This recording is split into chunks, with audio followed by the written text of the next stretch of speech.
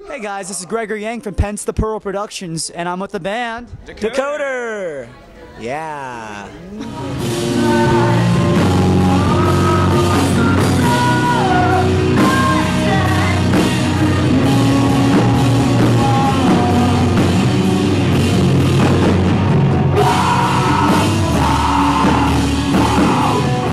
The members are Keith Jones, Jack Burns. And so, Keith Jones and Jack Burns, what is your inspiration from this band? Is there like any inspirational need you guys had to fulfill from the music? Well, with me and Jack's musical past together, I felt like we weren't accomplished with everything that we had left to do together with music. And this band was started with the idea that we were all going to do what we felt was best for our style and like what we were trying to push together. And Jack came up with a lot of really, really great music that I fell in love with real quick, and it made it really easy for me to be able to come up with lyrics and, you know, tones for the screams and the singing and get it all together. And without Spencer and Brent and Bryce and Anthony, like we wouldn't be Decoder. We love the 6 members we have, and we're going to keep it this way and just keep pushing to bring a positive vibe to people and show them that, like, you know, heavy music's not dead, it's just changed a little, you know? Definitely. So what former bands have you both been in? Jack and I were both in Oceana. I was the vocalist on their first album, The Tide, and Jack actually played guitar on all 3 of their releases that they have. And then Brent was the drummer of Machines for a while. And then our singer, Spencer Pearson, was actually in Versa Merge before Sierra Krusterbeck was. And Yeah. We'll not go there on that one. Not good. We love Sierra. She's our friend. Yeah, we've known her a long time. She's a great girl, and we're glad to see her doing great with Fueled by Ramen and with Versa. And then our friend Anthony Seppi, who plays guitar for us, was in a band, Chasing Thrill, and a band, Regret and Forgive Again. And then we picked him up shortly after Chasing Thrill had him leave the band, and we're just really glad to have him. And then our bass player, Bryce Sipes, is from Pennsylvania. He's our drummer's best friend in the whole world, and he came highly recommended, and he tried out, and he did really great, so we kept him. Sounds good, sounds good. You and your former bands, is there any tension between you guys, or are you guys all still friends still? There's no bad blood. No bad blood between like Oceana on either end of us, or like for me with Gwen Stacy. Like I filled in for them for a while. They were great guys. It was a lot of fun on that tour, and you know I miss those guys. I wish I could see them more, but like there's no bad blood at all with any of the bands I've ever been a part of or worked with in the past. It's just all good energy here. So now touring. When's the next tour you guys gonna do? Is there any more tours you want to do, like a Warped Tour, Bamboozle, whatever? Well, we would love to get on some fest-type tours, bigger tours like that. We're definitely aiming to try and get on Warped Tour for 2012.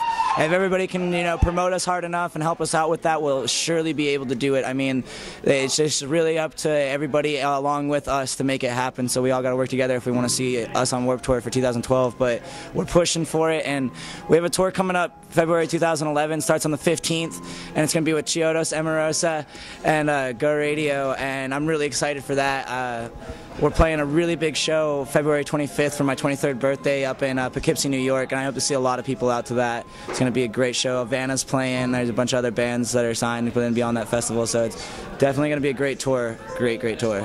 When you guys first signed at The Rise, was this before or after? Before or after you guys played a show?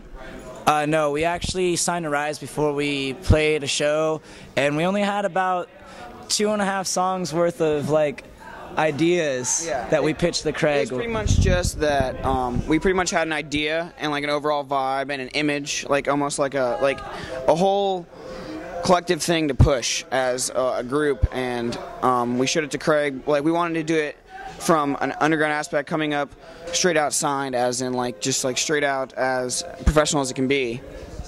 So we had everything gathered before we even presented it to anybody. Alright, so as a genre then, what would you guys describe yourself? Well, I've seen reviews that tell us we're progressive indie sludge, but I would say that we are... We're a post-hardcore. Yeah, post-hardcore. So like, there was that post-hardcore era. This is even more post than that. And I mean, it's just heavy rock. It's down-tempo but up-tempo at the same time. Really angelic singing on Spencer's behalf, and then I try to be aggressive with the vocals on my behalf and still get some type of a singing vibe in there for me too.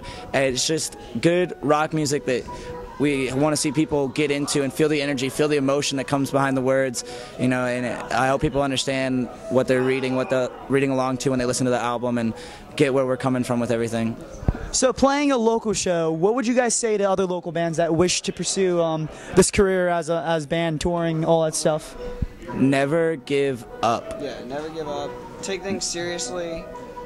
Take it as seriously as you possibly can. Be nice to as many people as you can. You know, people forget that the main we play our music and we enjoy playing music and like we love what we do. But if there were no fans, there would be no show. Yes. And just always remember that the reason you're there is because of the fans.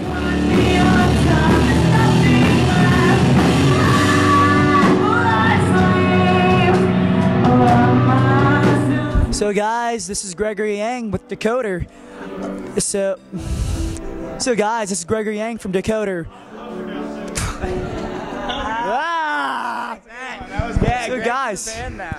So guys, you heard this first from Pence.